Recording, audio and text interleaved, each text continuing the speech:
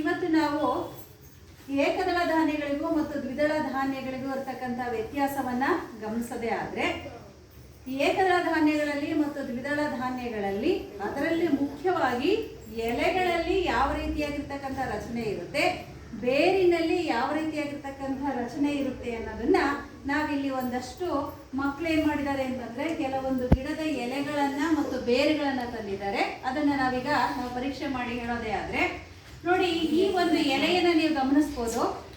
ಎಲೆಯನ್ನ ಗಮನಿಸಿದ್ರೆ ಇಲ್ಲಿ ಮಧ್ಯಭಾಗದಲ್ಲಿ ಒಂದು ರಚನೆ ಇದೆ, ಮತ್ತೆ ಇದ್ರ ಸುತ್ತಲೂ ಕೂಡ ಕೆಲವು ರಚನೆಗಳು ಕವಲೊಡೆದಿದ್ದಾವೆ. ಇದರ ಸುತ್ತಲೂ ಕೂಡ ಇನ್ನು ಸಣ್ಣ ಸಣ್ಣ ಸಣ್ಣ ರಚನೆಗಳು ಕಾಣ್ತವೆ ಈ ಒಂದು ಎಲೆಯಲ್ಲಿ.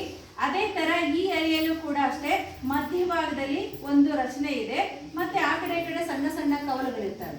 ಸೊ ಈ ರೀತಿಯಾಗಿರ್ತಕ್ಕಂಥ ರಚನೆಯನ್ನ ನಾವು ಬಳೆಯ ರಚನೆಯನ್ನು ಹೊಂದಿದೆ ಅಥವಾ ಕದುರಿನ ಆಕಾರವನ್ನು ಹೊಂದಿರತಕ್ಕಂಥ ಎಲೆಗಳ ರಚನೆ ಅಂತ ಹೇಳ್ತೀವಿ.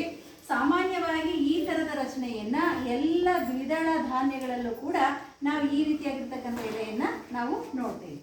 ಇನ್ನ ಈ ರೀತಿಯಾಗಿರ್ತಕ್ಕಂಥ ಎಲೆಗಳಿಗೆ ನೀವು ಗಮನಿಸಿದ್ದೆ ಆದ್ರೆ ಇಲ್ಲಿ ಮಧ್ಯಭಾಗದಲ್ಲಿ ಒಂದು ಎಲೆಯ ಒಂದು ರಚನೆಯನ್ನ ನೋಡ್ತೀವಿ. ಇದಕ್ಕೆ ಸಮಾನಾಂತರವಾಗಿ ಮಕ್ಕಳೇ ನೀವು ಗಮನಿಸ್ಬೋದು, ಈಗ ತೆಂಗಾಗಿರ್ಬೋದು, ಭತ್ತ ಆಗಿರ್ಬೋದು ಅಥವಾ ಬಾಳೆ ಆಗಿರ್ಬೋದು, ಅದನ್ನ ನೀವು ಸೂಕ್ಷ್ಮವಾಗಿ ಬಿಸಿಲಿಗೆ ಹಿಡಿದು ನೋಡಿದಾಗ ಒಂದು ಸ್ಕೇಲ್ ಅಲ್ಲಿ ಗೆರೆ ಹಾಕಿದಾರೇನೋ ಅನ್ನೋ ರೀತಿಯಾಗಿ ರಚನೆಯಲ್ಲಿ ಇವು ಕಂಡು ಬರ್ತವೆ.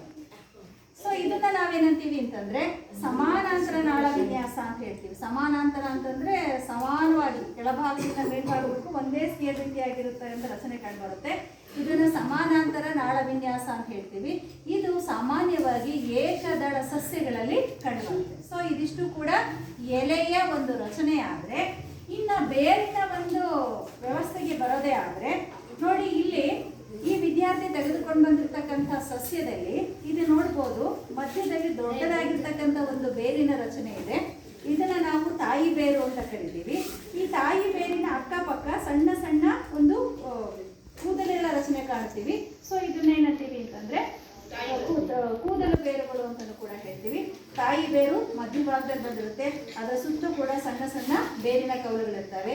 ಈ ವ್ಯವಸ್ಥೆಯನ್ನ ತಾಯಿ ಬೇರಿನ ವ್ಯವಸ್ಥೆ ಅಂತ ಹೇಳ್ತೀವಿ. ತಾಯಿ ಬೇರಿನ ವ್ಯವಸ್ಥೆ ಸಾಮಾನ್ಯವಾಗಿ ಎಲ್ಲ ದ್ವಿದಳ ಸಸ್ಯಗಳಲ್ಲೂ ಕೂಡ ಕಂಡುಬರುತ್ತೆ. ನೆಕ್ಸ್ಟ್ ಈ ಒಂದು ಸಸ್ಯವನ್ನ ಗಮನಿಸಿದ್ದೆ ಆದ್ರೆ ಮಕ್ಕಳೇ ನೀವು ಗಮನಿಸ್ಬೋದು, ಇಲ್ಲಿ ಇದು ಬೇರಿನ ಒಂದು ಗುಚ್ಛ ಅಥವಾ ಸಮೂಹ ಅಂತ ಹೇಳ್ತೀವಿ. ಮತ್ತೆ ಈ ವಿದ್ಯಾರ್ಥಿ ತೆಗೆದುಕೊಂಡು ಬಂದಿರತಕ್ಕಂತಹ ಬೇರನ್ನ ಕೂಡ ನೀವು ಗಮನಿಸ್ಬೋದು, ಇದು ಕೂಡ ಒಂದು ಬೇರಿನ ಗುಚ್ಛ ಅಥವಾ ಸಮೂಹ ಅಂತ ಹೇಳ್ತೀವಿ. ಈ ರೀತಿಯಾಗಿರ್ತಕ್ಕಂಥ ಬೇರಿನ ವ್ಯವಸ್ಥೆಯಲ್ಲಿ ಏನಾಗಿರುತ್ತೆ ಅಂತಂದ್ರೆ ಮಣ್ಣಿನ ಒಂದು ಮೇಲ್ಪದರ ಅಥವಾ ಮೇಲ್ಭಾಗ ಅಂತ ಹೇಳ್ತೀವಲ್ಲ, ಆ ಮೇಲ್ಭಾಗದಿಂದ ಕೆಳಭಾಗದವರೆಗೂ ಕೂಡ ಒಂದಷ್ಟು ಬೇರುಗಳ ಸಮೂಹ ಒಟ್ಟಿಗೆ ಭೂಮಿಗೆ ಸಮಾಂತರವಾಗಿ ಬೆಳ್ಕೊಳ್ತಾ ಹೋಗುತ್ತೆ. ಸೊ ಇದನ್ನು ನಾವು ತಂತು ಬೇರಿನ ವ್ಯವಸ್ಥೆ ಅಂತ ಹೇಳ್ತೀವಿ. ತಂತು ಬೇರಿನ ವ್ಯವಸ್ಥೆ ಸಾಮಾನ್ಯವಾಗಿ ಏಕದಳ ಸಸ್ಯಗಳಲ್ಲಿ ಕಂಡುಬರುತ್ತದೆ. ಈಗ ನಿಮಗೆ ಅರ್ಥ ಆಯಿತು ಅಂತ ತಿಳ್ಕೊಳ್ತೀನಿ ಮಕ್ಕಳೇ. ಎಲೆಗಳು ಬಂತಂದ್ರೆ ಏಕದಳ ಸಸ್ಯಗಳಲ್ಲಿ ರಚನೆ ಯಾವ ಥರ ಇರುತ್ತೆ, ದ್ವಿದಳ ಸಸ್ಯಗಳ ರಚನೆ ಯಾವ ರೀತಿ ಇರುತ್ತೆ ಅನ್ನೋದು ನಿಮಗೆ ಗೊತ್ತಾಗಿದೆ.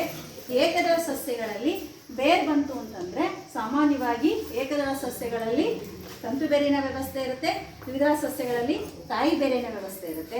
ಅದೇ ಥರ ಏಕದಳ ಸಸ್ಯಗಳ ಎಲೆಗಳಿಗೆ ಬಂದರೆ ಅಲ್ಲಿ ಜಾಲಬಂಧ ನಾಳ ವಿನ್ಯಾಸ ಇರುತ್ತೆ. ಮತ್ತೆ ಇಲ್ಲಿ ದ್ವಿದಳ ಸಸ್ಯಗಳಿಗೆ ಬಂದರೆ ಜಾಲಬಂಧ ನಾಳ ವಿನ್ಯಾಸ ಇರುತ್ತೆ. ಏಕದಳ ಸಸ್ಯಗಳಿಗೆ ಬಂದರೆ ಅಲ್ಲಿ ಸಮಾನಾಂತರ ನಾಳ ವಿನ್ಯಾಸ ಇರುತ್ತೆ. Thank you.